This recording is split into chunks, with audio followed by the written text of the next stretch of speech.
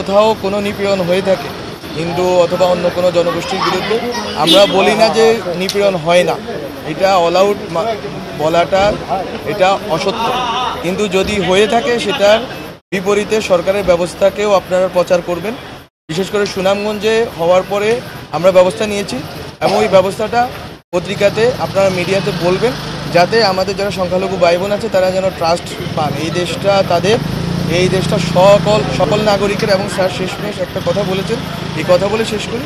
Sir বলেছেন সম্প্রীতির তো দরকার, কিন্তু সম্প্রীতির সাথে ভয় যাতে জড়িয়ে না যায়, বরং নির্ভয় নাগরিক, যাতে নাগরিকেরা নির্ভয়ে চলাফেরা করতে পারে, সবার মধ্যে মেলবন্ধন খুবই স্বাভাবিক গতিতে হয়।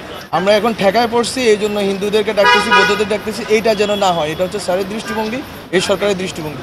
বরং একটা ইনহেরেন্ট, একটা সহজাত যেই আমাদের যে ঐক্য আছে, সম্প্রীতি আছে, যেই আমাদের যে নির্ভয় আছে, সেটা যেন বজায় থাকে।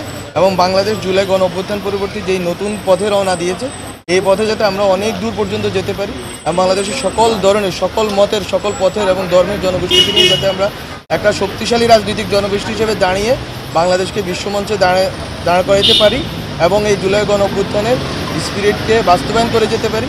এই জন্য আমরা ওনাদের সমর্থন চেয়েছি, ওনারা অকুণ্ঠ চিত্তে আমাদেরকে সমর্থন দিয়েছেন এবং আমরা আশা করি বাংলাদেশ যে গতিতে এগোচ্ছে এবং যেভাবে ন্যাশনাল কনসেনসাস বিল্ড হচ্ছে, এইটা ভবিষ্যতে বাংলাদেশকে অনেক দূর এগিয়ে নিয়ে যাবে।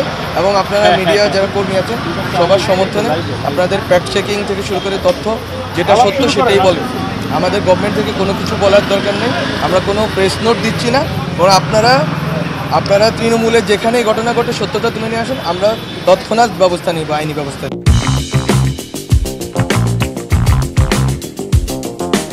না, বাংলাদেশের একটা বিষয় খুবই গুরুত্বপূর্ণ, যেটা আমি নিজে বলেছি, হয়তো আপনারা জানেন, যেটা হচ্ছে জুলাই গণ অভ্যুত্থানের এবং শেখ হাসিনার নেতৃত্বে যে fascist government, Awami League government যে গণহত্যা চালিয়েছে, এটার স্বীকৃতি আগে ভারতকে দিতে হবে। এটা হচ্ছে প্রথম।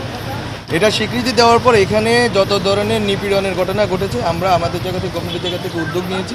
আপনারা ফ্যাক্ট চেক করেছেন, তথ্য সরবরাহ করেছেন, আমরা আমাদের জায়গা থেকে সর্বোচ্চটুকু করব। ভারতের সাথে সম্পর্কের ক্ষেত্রে অবশ্যই তাদের যে মিডিয়ার যে ভূমিকা, এটা আমরা বারবার যখনই আমাদের কথা বলার সুযোগ হয়েছে আমরা তাদেরকে তুলেছি যে আপনারা মিডিয়ার এই ভূমিকাকে আপনারা এটা কার্টেইল করতে হবে। এটা আপনাদের দেখতে হবে যে এইভাবে এই কোঅর্ডিনেটেড ক্যাম্পেইন যেটা আপনারা চালাচ্ছেন, মিস ইনফরমেশন, এটা আসলে দুই দেশের বন্ধুত্বপূর্ণ সম্পর্কের জন্য হুমকি স্বরূপ।